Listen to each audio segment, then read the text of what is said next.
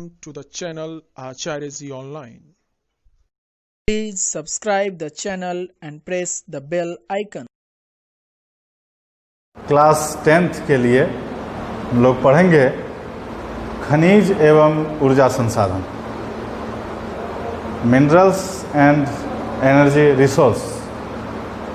तो जैसा कि हम सभी जानते हैं कि धरातल पर लगभग 2000 प्रकार के मिनरल्स पाए जाते हैं अर्थ के ऊपरी सतह, जिसको कि भूप्रपटी कहते हैं हम।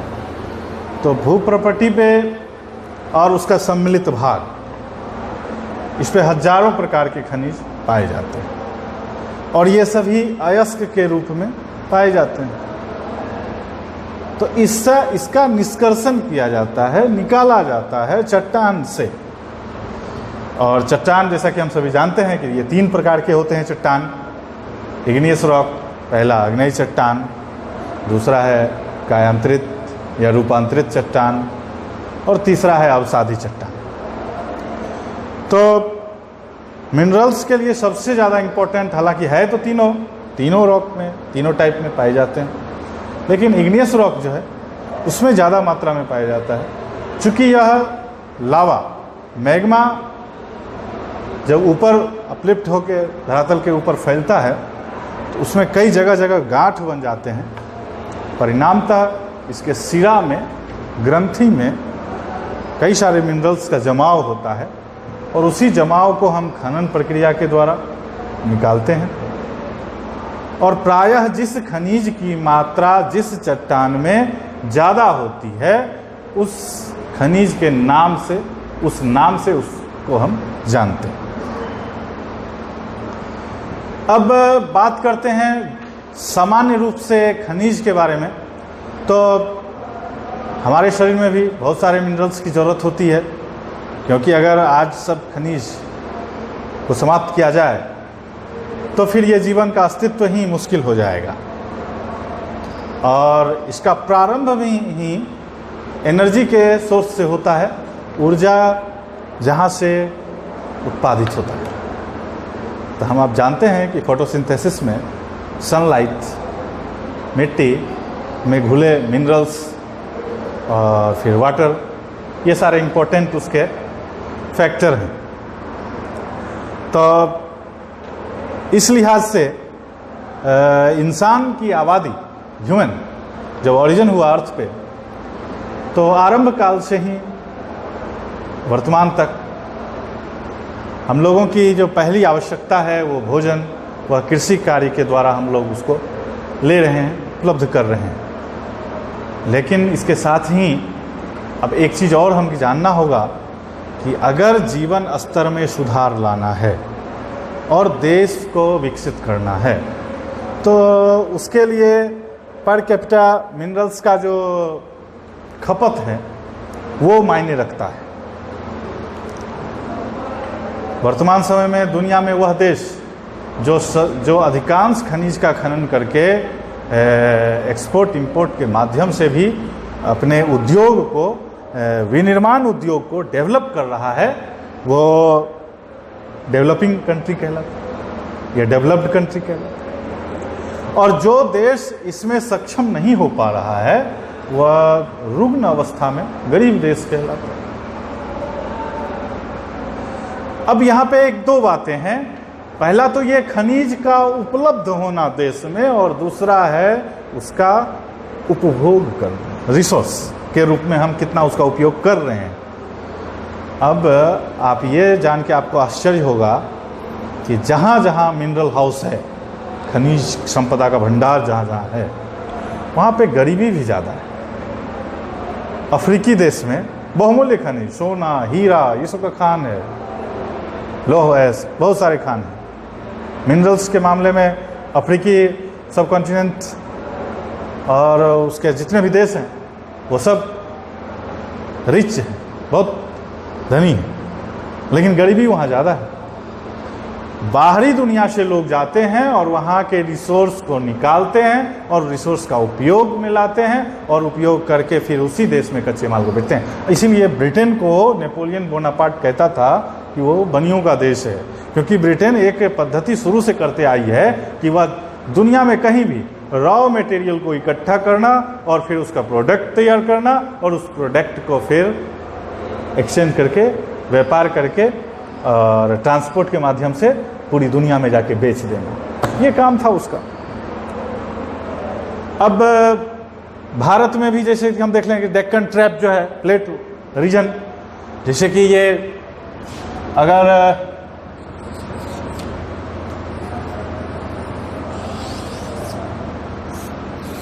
ये त्रिभुज आकार का जो पार्ट है ये डेक्कन ट्रैप। अब ये मिनरल हाउस वर्ल्ड का कहलाता है और लगभग छोटे मोटे 22 पठार हैं इसमें और प्रायः सभी का निर्माण गोंडवाना पीरियड में हुआ है और ज्वालामुखी विस्फोट से जो लावा मैग्मा ऊपर आया पिघल के और फिर वो कालांतर में तप्त हुआ और तप्त होने के बाद बड़ी मात्रा में इग्नियस रॉक का जमाव हुआ।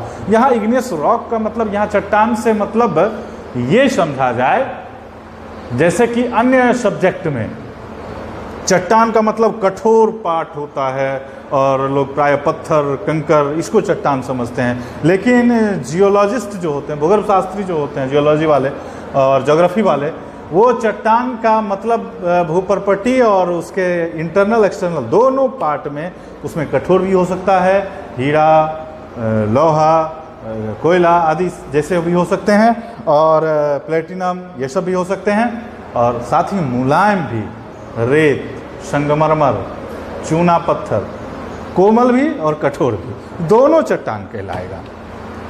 तो सबसे पहले आइए हम आज जानते हैं कि टाइप ऑफ मिनरल्स, तो उसमें मेटल और नॉन मेटल एनर्जी,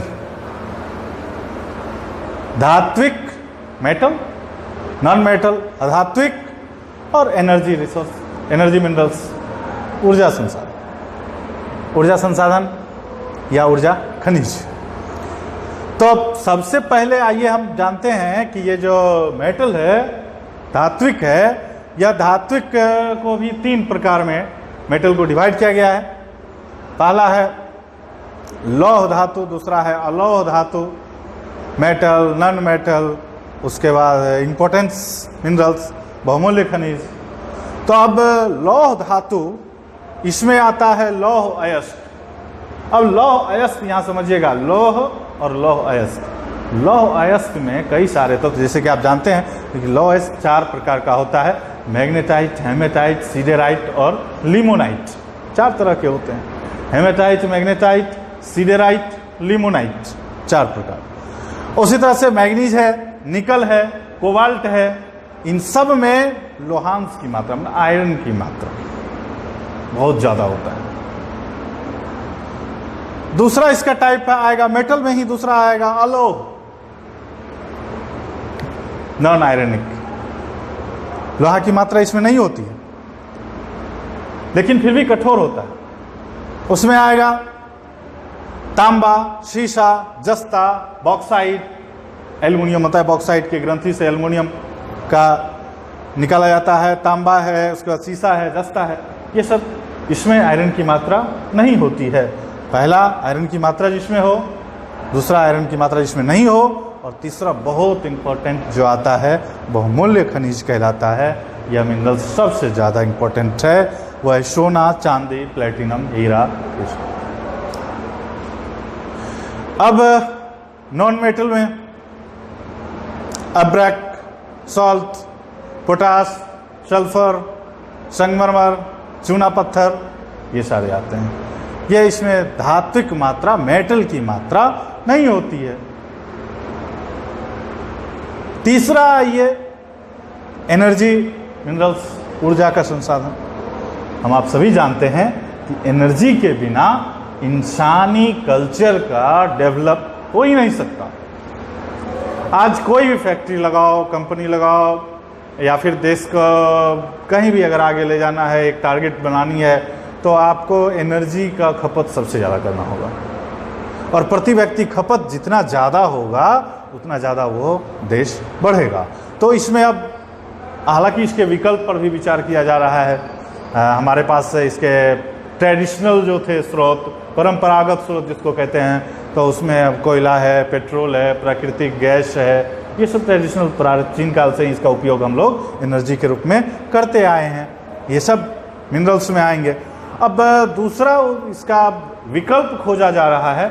अब एटम एनर्जी है, ज्वारीय एनर्जी है, बायोगैस है, उसके बाद आपको ज्वारीय एनर्जी है, ज्वार भाटा के द्वारा जो उत्पन्न किया जाता है, भूतापीय, पृथ्वी के अंदर के टेम्परेचर से भी एनर्जी तैयार करने की बात हो रही है, सोलर प्लेट से तो जानते ही हैं, सोलर एनर्जी, बायोगैस जानते ही हैं। तो ये सब इसके विकल्प पर, चूँकि आबादी बढ़ने के साथ एनर्जी का खपत भी बढ़ा है और मिनरल्स का जो स्टोर है उसकी मात्रा सीमित है, लिमिट है। तो जब हमको बड़ी आबादी के लिए ये उपलब्ध करवाना होगा तो स्वाभाविक रूप से हमको इसके विकल्प पर भी विचार करना ही होगा। तो ये सारे मिनरल्स के टाइप हुए। अब भारत के एस्पेक्ट में अगर बात करो तो ये डेक्कन ट्रैप जो है ये मिनरल हाउस है। तमाम तरह के खनिज इसमें पाए जाते हैं, सभी प्रकार के खनिज। भारत इस मामले में संपन्न है। हालांकि कुछ खनिज का हम लोग आयात करते हैं और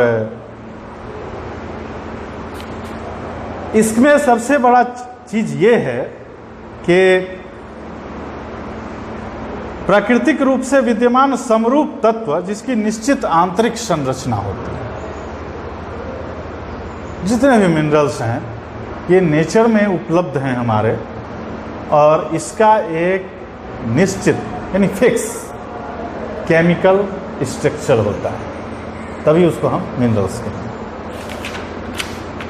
नेक्स्ट में हम देखेंगे कि इसकी उपलब्धता, मतलब ये कहाँ कहाँ पाए जाते हैं। तो सबसे पहले तो हम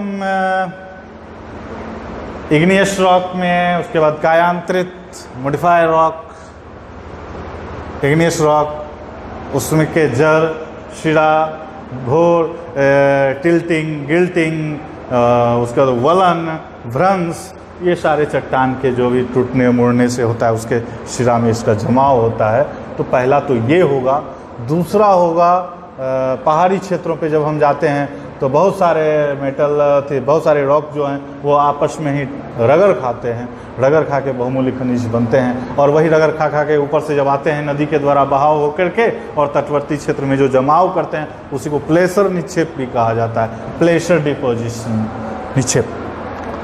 और फिर जैसे कि सागरीय क्षेत्र, सागर किनारे जाओगे आप तो नमक की मात्रा, नमक की खेती होती है। उसके बाद पठारी क्षेत्र में प्लेटो रीजन में एब्रक है, पोटास है, सल्फर है, जिप्सम है, तांबा है, बहुत सारे इसके मिनरल्स हैं और उसका बहुत सारा उपयोग है, विविध उपयोग है, जो कि नेक्स्ट कक्षा में हम बताएंगे आपको। तीसरा एनर्जी के लिए कोयला। अब कोयला का प्रारंभ में उपयोग होने लगा परिवहन के रूप में, रेलगाड़ी के रूप में इसका उपयोग होने लगा। तो उसके बाद फिर धीरे धीरे इसका बिजली उत्पादन में अभी खपत हो रहा है, ईंधन के रूप में भी खपत हो रहा है। तो ये सारे खपत हैं। उसके बाद पेट्रोल है, वाहन मोटर्स इंडस्ट्री के लिए इम्पोर्टेंट है। नेचुरल गैस है, ये आपको घरेलू ईंधन के रूप में इसका उपयोग होता है। अब इसके विकल्प पर भी विचार किया जा रहा है और उसमें आपको बहुत सारे जो एनर्जी के स्रोत हैं उसको डेवलप किया जा रहा है। और सबसे इम्पोर्टेंट जिस और अभी इंसान का ध्यान गया है हाल के कुछ वर्षों में, वो है महासागर। महासागर के तली में मिनरल्स का विशाल स्टोर है, बहुत बड़ा भंडार है। तो उसकी खोज की जा रही है। रेडियम है और वैसे बहुत सारे मिनरल्स हैं जो कि सागरीय सतह और उसके नीचे पाए जा रहे हैं। तो इंसान जब सागर की ओर खोज करने गया तो पनडुब्बी के माध्यम से बहुत सारे मिनरल्स का ऐसा पता लगा है। पानी में भी बहुत ऐसी मात्रा होती है जिसको कि हम निकालते हैं और उसका उपयोग अब धीरे धीरे कई सारे देशों में हो रहा है, विकसित देशों में। भारत भी इसमें आगे आ रहा है और उससे निकाला जा रहा है खनिज को। मैंगनीज की ग्रंथियाँ कई सारे सागर के तटीयवर्ती क्षेत्रों में पाए जाते हैं। अब इसके नेक्स्ट में हम पढ़ेंगे कि चट्टान और मिनरल्स के जो स्वरूप हैं इसका जो उपयोग हम करते हैं, तो ये उपयोग कहाँ होता है? तो पहली बात तो ये है कि हम घर में जो उपयोग सामग्री करते हैं, सुबह सो के उठते हैं तो सबसे पहला काम होता है ब्रश करना, तो वहाँ से शुरू होता है मिनरल्स का उपयोग। पेस्ट के माध्यम से और विभिन्न दंत मंजन के माध्यम से मिनरल्स का उपयोग वहाँ से हम शुरू करते हैं। फिर खाने की सामग्री, फिर घर में जितने भी सामान हैं, जब आप एक इंडेक्स बनाओ, सूची बनाओ, तो आप जितने मिनरल्स का उपयोग करते हो उसकी एक सूची बनाओ, तो एक लंबी सूची बन जाएगी। आप देखोगे कि आप घर में ही कितने सारे मिनरल्स का आप उपयोग कर रहे हैं।